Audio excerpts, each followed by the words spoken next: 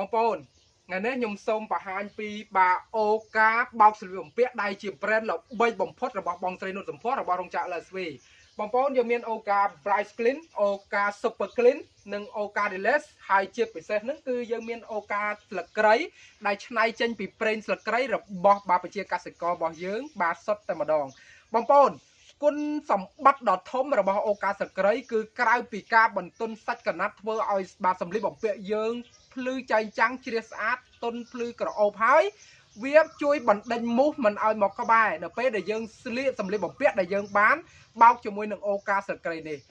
អស្ចារ្យខ្លាំងណាស់បងប្អូនមានដឹងអត់ថាមូសច្រើនមែនទែនជាពិសេសហ្នឹងគឺបងប្អូននៅតាមជនបទឬក៏ទីព្រៃនានាឬក៏បងប្អូននៅតំបន់ក្រុងខ្លះក៏សម្បូរមូសដែរមែនអត់បាទបងប្អូនកុំភ្លេចប្រើប្រាស់ចំណេញខ្លាំងចំណេញជាងសាប៊ូធម្មតាហើយចំណេញតាំងពីបាទការកម្ចាត់នៅគេហៅថាសត្វមូសបានយ៉ាងមានប្រសិទ្ធភាពតែម្ដងបងប្អូនណាហើយសំខាន់ណាសុវត្ថិភាពអត់ប៉ះពាល់ដោយយើងប្រើប្រភេទថ្នាំបាញ់ឬក៏បាទធុកមូសអីទេតោះណាបងប្អូននេះគឺជាការពិសោធន៍ការបញ្ជាក់ពីមន្ទីរពិសោធន៍ជប៉ុន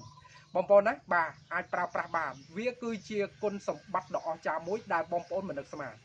តោះចំណេញជាងសាប៊ូបាទបោកសម្លៀកបំពាក់ធម្មតា3ដងវាជាប្រភេទទឹកបងប្អូនណាបាទអូខេកុំភ្លេចប្រើប្រាស់និងគ្រប់គ្រងនៅសមិទ្ធផលដ៏អស្ចារ្យមួយនេះផងពីបាទផលិតផលខ្មែរស្នាដៃខ្មែរស្រឡាញ់ខ្មែរតែគុណភាពជប៉ុនអរគុណបាយបាយ